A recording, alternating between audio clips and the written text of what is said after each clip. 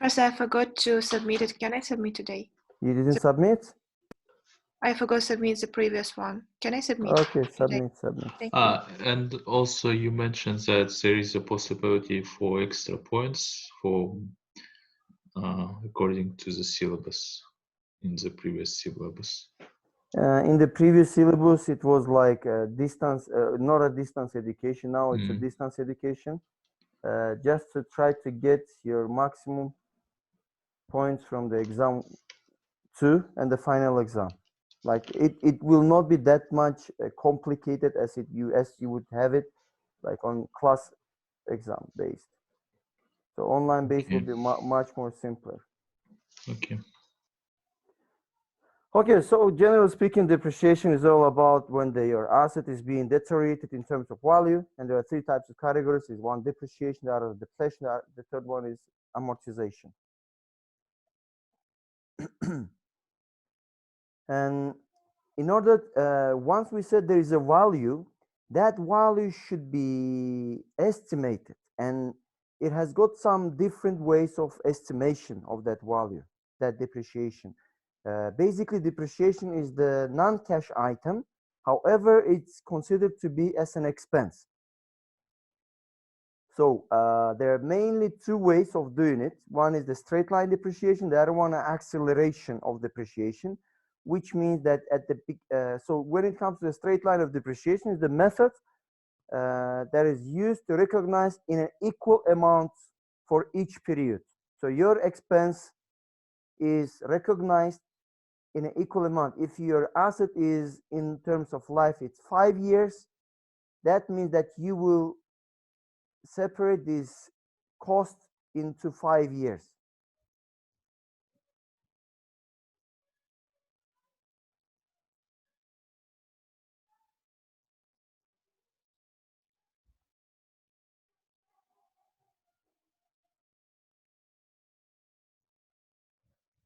Islam, what do you mean video to be saved? We are already. I sent it like at the beginning of the class. Ah, I see. Okay, it just came out. Sorry. It's okay. Okay, now we said that straight line depreciation, it showing the way how to estimate your assets in an equal amount for each period. One, you estimate the usefulness of life, and of course, there's another way which is called accelerated, which means you want to recognize your expenses as soon as possible.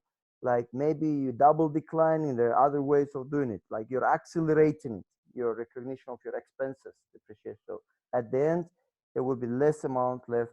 So what happens in here, you recognize your expenses more at the beginning of your life of your assets and less at the end of the life of your assets, of your expenses should be recognized. So the straight line depreciation method is given in here. As we know, it's a cost minus residual value and the useful life. So cost is representing the book value of your asset that you purchase it. Residual value, it is the value that is left at the end of the year of using your asset, that the asset is no more can be used. Then whatever the value of that asset is called as a residual value. So the example is given in here, like company recently purchased a machine which costs you $12,000. That machine is expected to have the residual value $2,000. So, and useful life will be 5 years. So that means that you're gonna buy this machine and you will be able to use it for 5 years, this machine, and using for 5 years. After the 5th year, you won't be able to use it. However, it will have some value in it. Still, you can realize it and get some 2,000 bucks on it.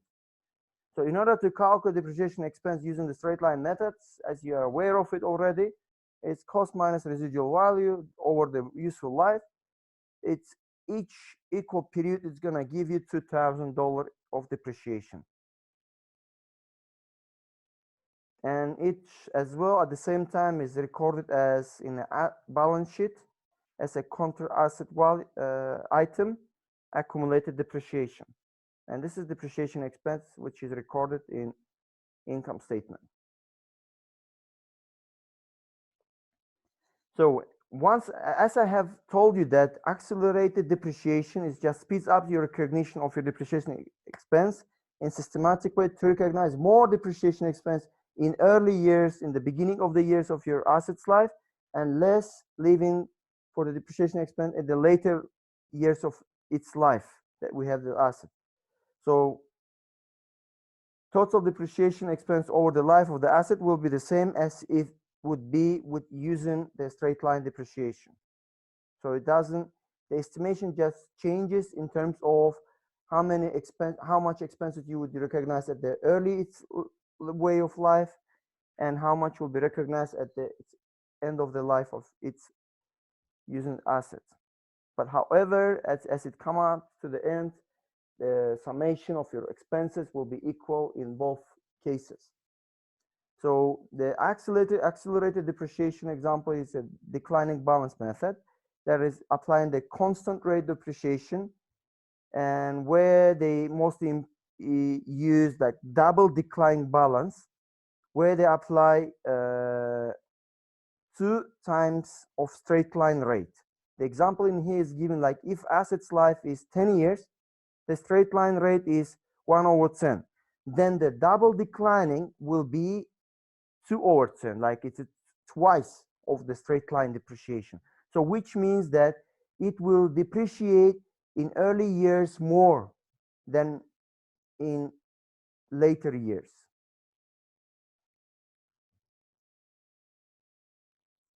So double decline depreciation formulation is given here. It's 2 divided by useful life times cost minus accumulated depreciation.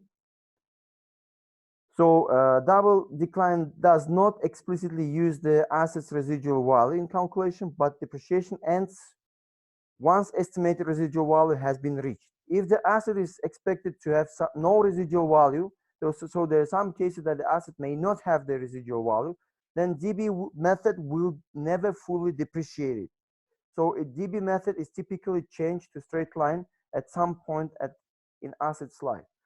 So calculating double decline balance depreciation expense in a given example, like purchasing same machine with expected residual value of 2,000 with a 5 years of useful life, what will be the then double declining balance method? So as we proceed in here, we can see that in the year 1, your depreciation expense will be equal to 4,800. However, if it was straight line depreciation, you would just divide it by 5. So 12,000 minus 2,000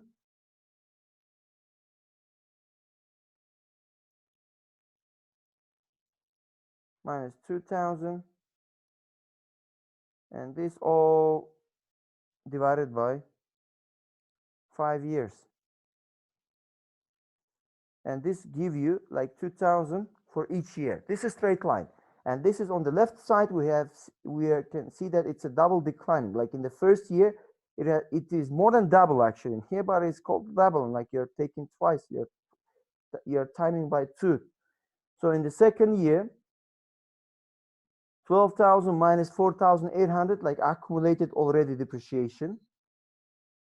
And you will get 2,800, which is more than in the previous. So what you can see in here, the difference between the double declining and the straight line, that in double declining, your asset will be depreciated more earlier than in straight line.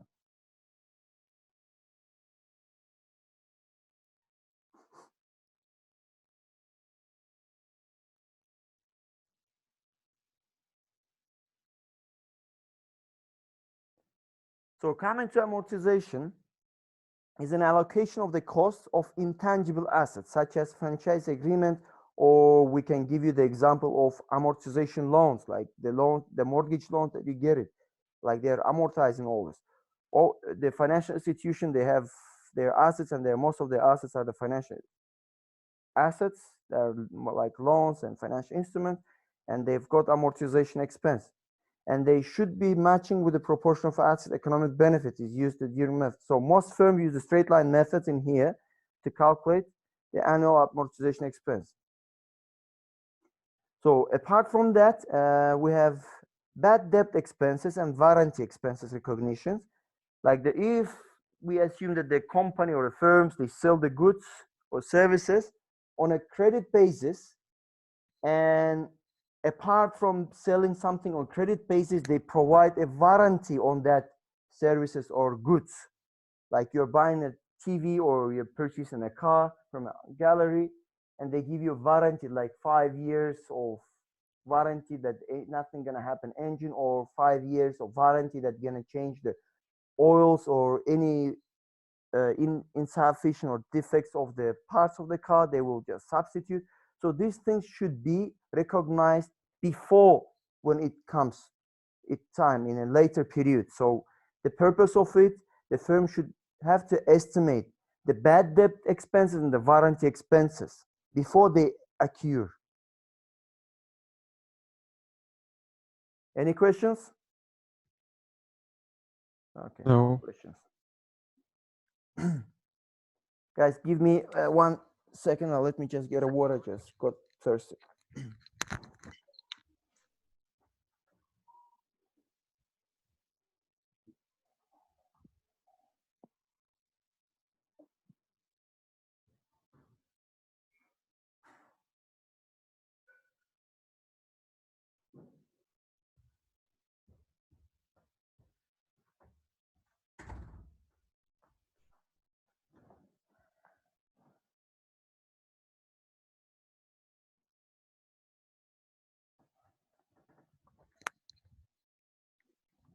Okay. So some implication for financial analysis. We discussed that revenue recognition and expense recognition requires a number of estimates. We already done this. And since these estimates are involved, and it is possible for the firms to delay and or accelerate this recognition of expenses. However, delayed expenses recognition increase current net income and therefore more aggressive. Analysis should be considering the underlying reasons for a change in an expense estimate. So whenever you see the financial statement, you should be very careful when analyzing. You try to understand why they're using specific estimation, or sometimes you may notice that they're moving from one estimation to another estimation, like from double declining to straight line declining estimation of expenses.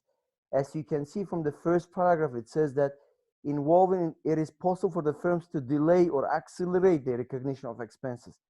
When you delay your expense recognition, it increases the current net income. However, when you accelerate your expenses now, it will reduce income. However, when it reduces your income, what happens to the tax? Of course, the tax you're gonna pay less. And especially if you remember, according to IFRS and the life of IFA issue as well, recognition of the estimation of expenses, that in IFRS it's not allowed to use one of the estimation because it kind of showing the manipulation with the tax burden. So analysts should also compare the firm's estimates to those of other firms within the firm industry. Sorry, Yes. which one of L4 or 5.4 is not allowed in IFRS? LIFO? LIFO, yes, it's a last in, first out. Okay, Why? thank you. What is the purpose of not allowing it, IFRS? But the gap allowed? Taxation. Yeah, taxation, but it's related more to inflation because the items that we purchase, they're subject to inflation. Okay. Okay, if the firm's warranty expense is significantly less than it appear in the peers firm, then is the lower warranty expense result in a higher quality products? Or is the firm expense recognition more aggressive than the other peer firm? So this is the question that you should be able to answer it. And the firms disclose their accounting policies and significant estimates in the financial statements, footnotes, that you will be able to see it. Okay, coming to EPS, like earnings per share, it is the one of the most commonly used in a corporate that is proxied as a profitability or financial performance measurement. However, this EPS, like earnings per share, it is used by those firms that are publicly traded, those firms that issue the stocks. So this is the main requirement by SEC, that if the corporation is issuing the stocks, they have to measure, they have to come up with the EPS, with the earnings per share. But it's not a requirement, it's not an obligation for the companies that are not public, that are not issuing any stocks. They don't go for the public. So EPS is reported only for the shares of common stock, and also known as like ordinary stock. The company may have either a simple or complex capital structure that are public, those companies that are publicly traded. So a simple capital structure, it has no potential dilutive securities. We're going to discuss more about the dilutive securities later at this chapter. Coming to the simple capital structure that only has a common stock and non-convertible debt and non-convertible preferred stock. When it comes to the complex capital structure, it has got a potentially dilutive securities such as options, warrants, and convertible securities, like sometimes bonds that are convertible into stocks, or preferred stocks that are sometimes convertible to the bonds, or they're convertible into stocks. So one thing you should keep in mind, that all firms with a complex capital structure have to report both basic and the diluted EPS. The firms with a simple capital structure reports only a basic EPS. Like, we're going to see how the basic EPS is calculated then.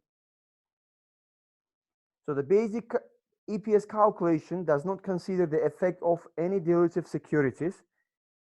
That takes the computation in the following way. We can see that net income minus preferred dividends over weighted average number of common shares outstanding. In here, that when we subtract the preferred dividends from the net income, we're trying to underline that net income is subtracted by preferred dividends, is shown that what will be left to the common shareholders, not for the preferred shareholders. We know there is a significant difference between preferred shareholders and the common shareholders. Could you remind what was that significant difference? Priority of Right. getting the dividends. Priority Preferred of getting the people. dividends, and what else? Priority of getting some actives, or when the company is default votes. It's a vote issue, and in here they receive a fixed amount of dividends. No matter what happens to the firm, they will receive it. No matter what you do with net income, they will receive it. So the net income is minus preferred dividends is the net income which is available to the common stock holders or shareholders. So the common stock are not subtracted from the net income, and it is the reason that they are just a part of it already, and they don't have to be subtracted. So when it comes to the weighted average number of common shares, it is the number of shares that is outstanding during the year, and weighted by the proportion of the year they were outstanding. How to calculate it? Wait. Now we're gonna have the example. We'll show you. I will show you how to calculate this weighted average.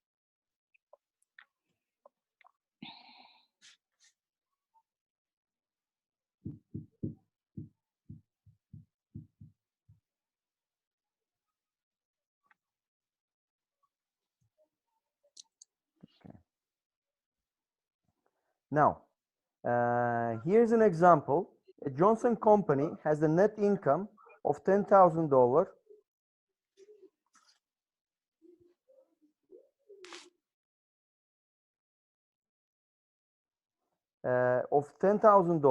and paid $1,000 of cash dividend to its preferred shareholders. $1,750 cash dividend to its common shareholder. At the beginning of the year, there were 10,000 of shares of common stock outstanding, and 2,000 new shares were issued on July 1. So assuming simple capital structure, what is the Johnson basic EPS? So before to calculate it, we need to just come up with a weighted average number of the shares. How do we do it? Just let me just patient.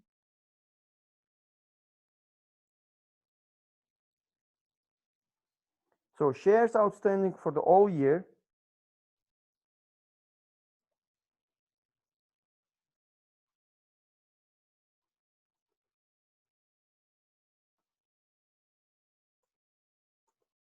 for all years is equal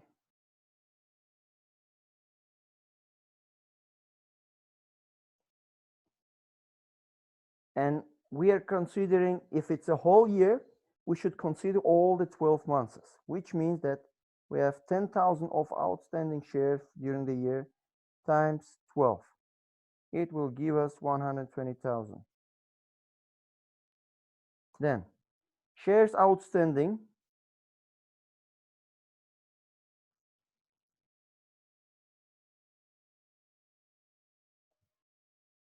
shares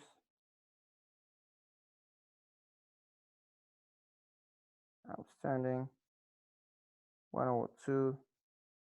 Yeah, why it's 102? Yeah, I'm gonna explain, which is 2,000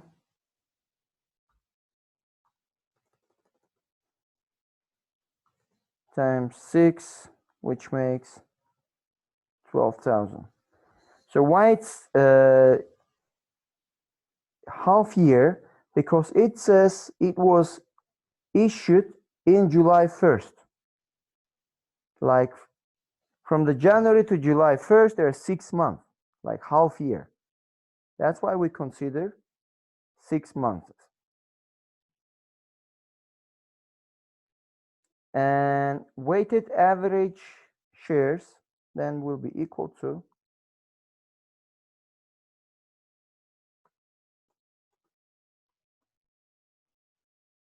shares equal to It means that they will issue new shares 6 months after July 1. yeah, Why not 1 month but 6? because after 1 year, we're talking about the 1 year. Okay. We're talking about the 1 year. Okay. And divided by 12. Oops, sorry, we're not that. Divided by 12, we'll get the weighted average of shares, which is 11,000 shares. So now it's that time to calculate EPS, earnings per share, which is net income minus preferred dividends. So net income is given here, which is 10,000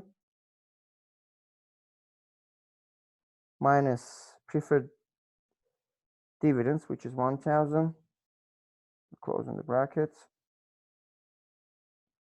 And divided by weighted average of shares, which is 11,000, is equal to $0.82.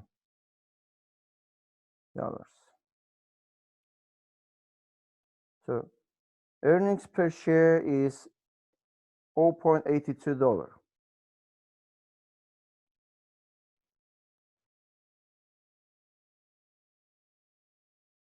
Any questions? No question. Let's move further. Clear drawings.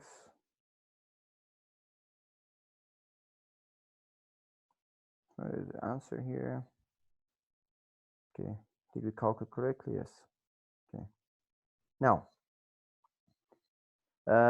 coming to the another part of it, when the cash dividends are not paid, we know that the companies, when they pay the stocks, so for the shareholders, the dividends, it does not necessarily mean that they are obligated to pay. In there are some cases, they decide to pay in terms of stock dividends or stock split. So sometimes they don't pay the cash, they decide to pay in stock dividends for some reasons.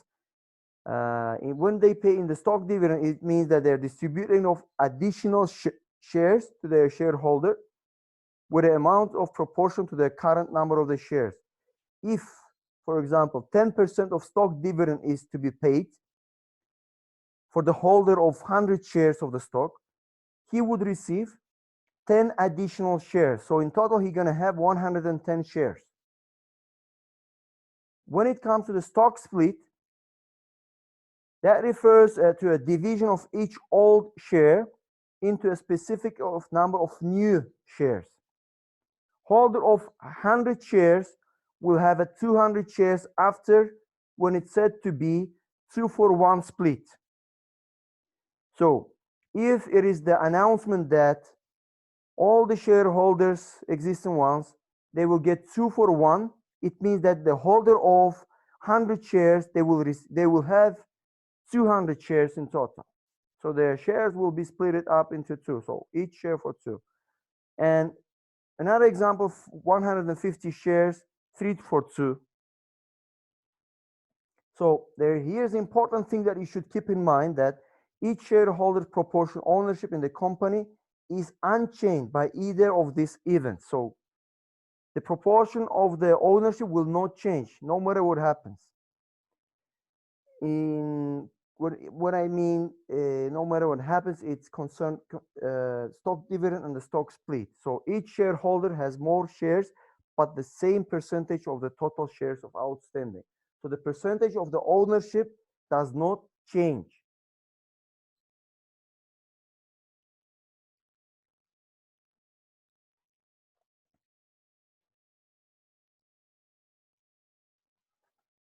So the effect of the stock dividend or stock split on the weighted average of number of shares is illustrated in the following example.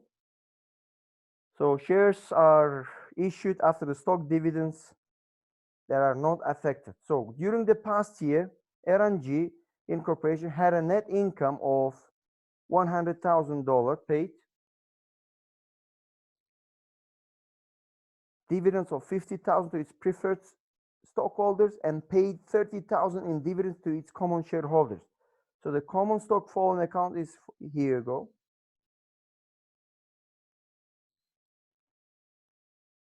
In January 1, the shares issued and outstanding at the beginning of the year was 10,000. April 1, 3 months passed, and new shares issued 4,000.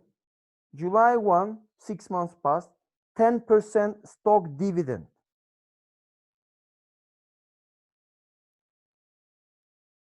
Which means they will pay a 10% of stock dividend.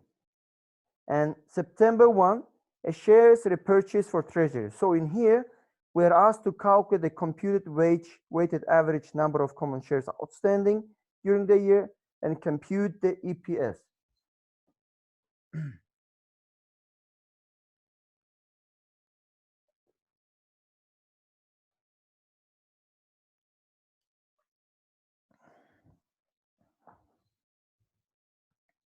So what we are doing here, we will divide into 2 steps.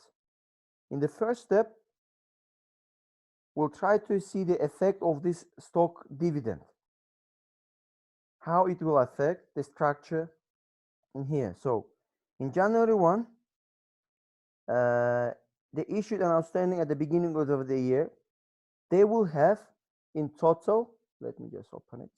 So we're answering here. Great. So they will have 10,000 times 10, which will be 11,000.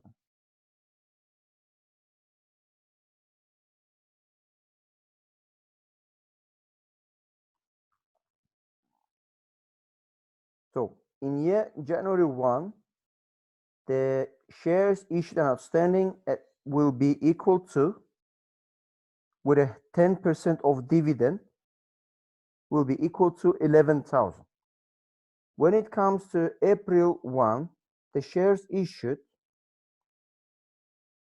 will be upgraded as well. 4,000 times 10, which is 4,400.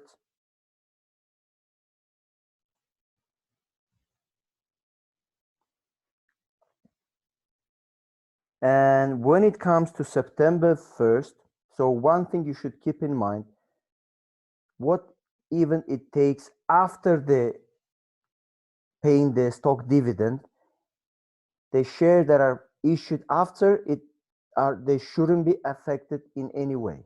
So they are not affected. Either it's a repurchase or just issuance after the stock dividend, it doesn't affect. So it affects only those that exist currently. So anything that comes after this date, the July 1, it shouldn't be considered like stock dividend.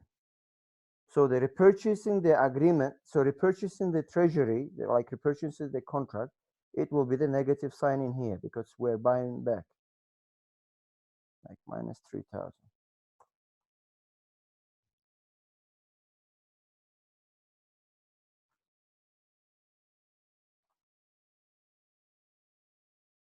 This is the first step to calculate the effect of the stock dividend on our outstanding shares. Now the second step, this was the first step.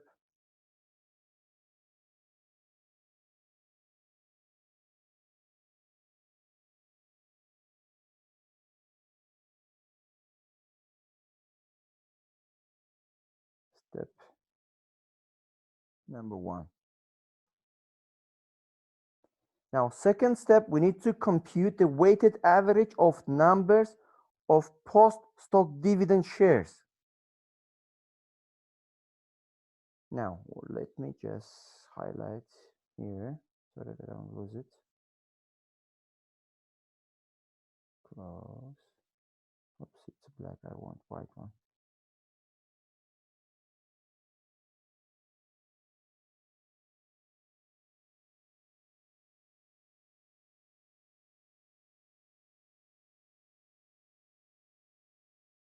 That's what's happening.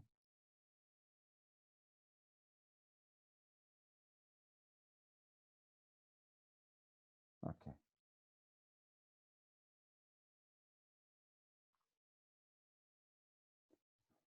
So initial shares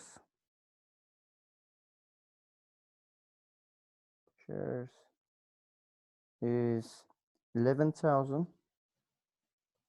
The same manner that we used to calculate in a previous table, in a previous example, 11 times during the 1 year, which is 12, and is equal to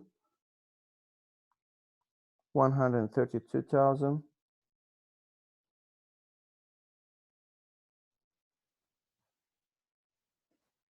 Then issued shares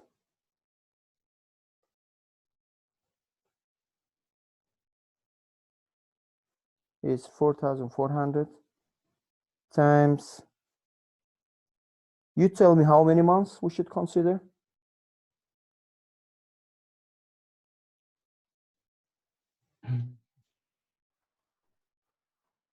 Isn't it like Four. 12 months or maybe 8. like from Very April close, to but December? look, 8. no. Look, you're considering the April itself. How many months passed from the January 1? January, February, March. 9. 9 months. Very good. 9 months. Okay.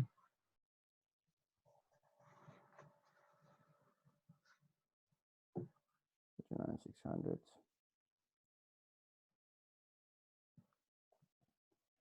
And retired treasury shares. Treasury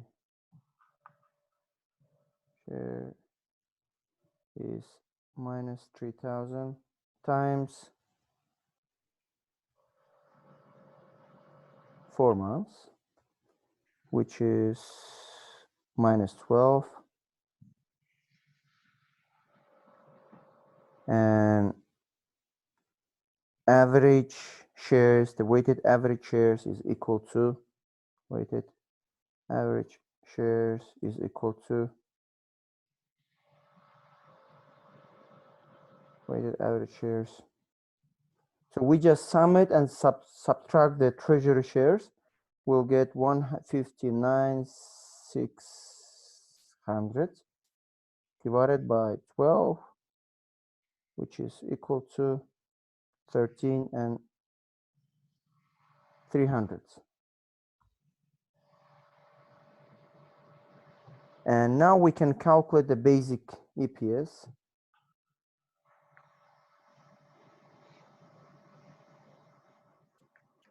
Basic EPS.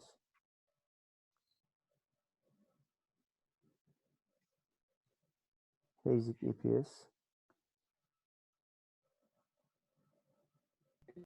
100,000 100,000 minus 50,000.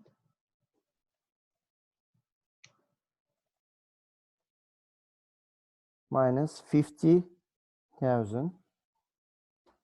We're closing the brackets. Divided by 13,300.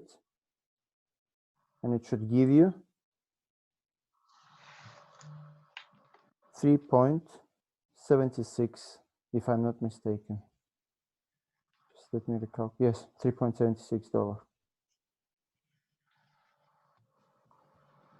So EPS is equal to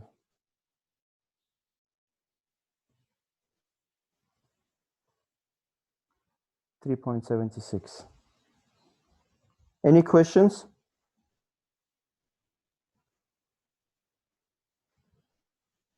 Okay.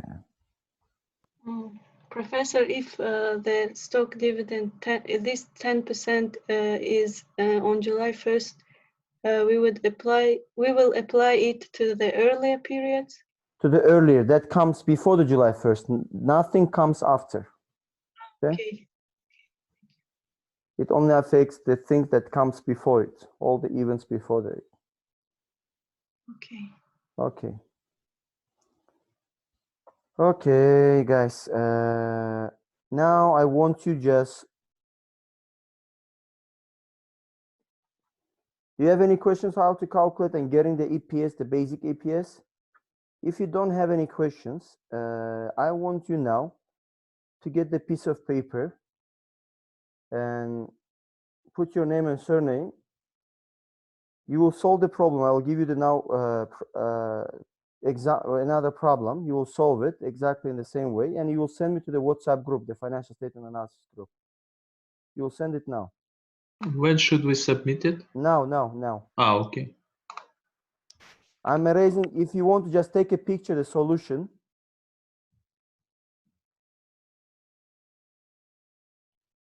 One moment, please. I'll just take a picture. Or just make a screenshot. Yeah. Okay.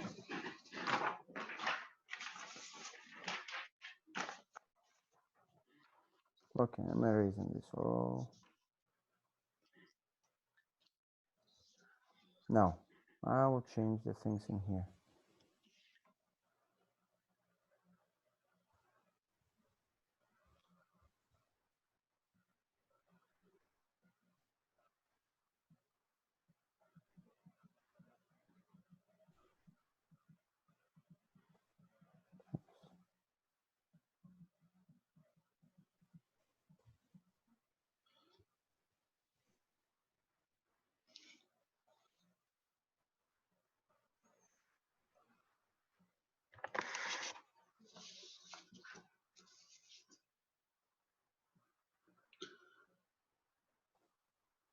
So net income will be equal to 120.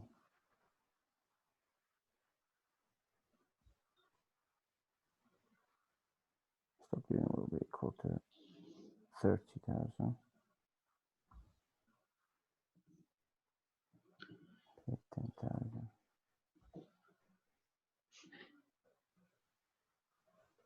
And let's say they have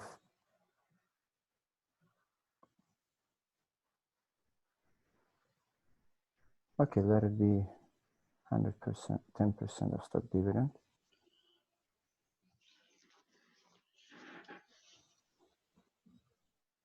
So the shares issued outstanding at the beginning, it was 15,000. Shares issued in the 1st April, it was 6,000. And the purchase agreement, the purchase of treasury, it was 4,000.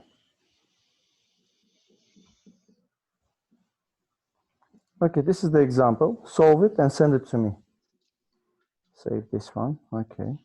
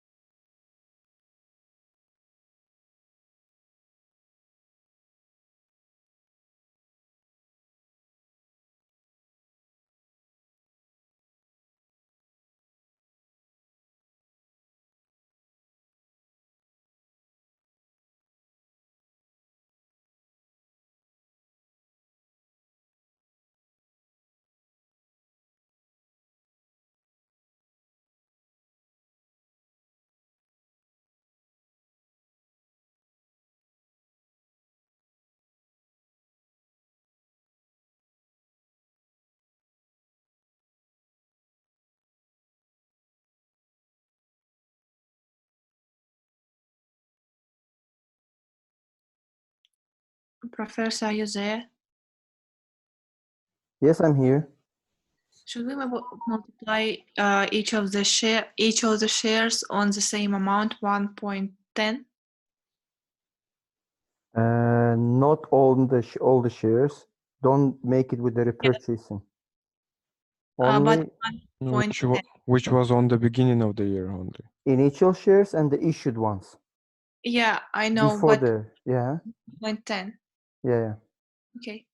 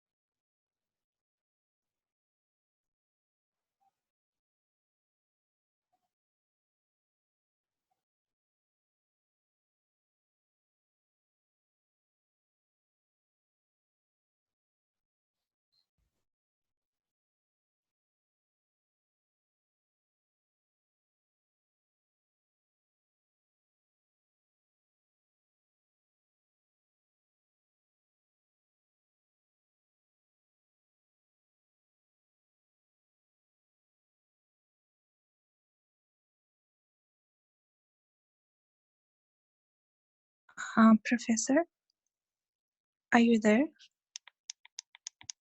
Hello. Yes, I'm here. I just have a question for the step 2 for initial shares, issued shares. We also Mhm. have to also have to consider 12 months, then 9 months, then 4 months. Yes. Yeah, the number of the months has not changed because the date is the same here, as you can see it. Okay. Thank you. You're welcome.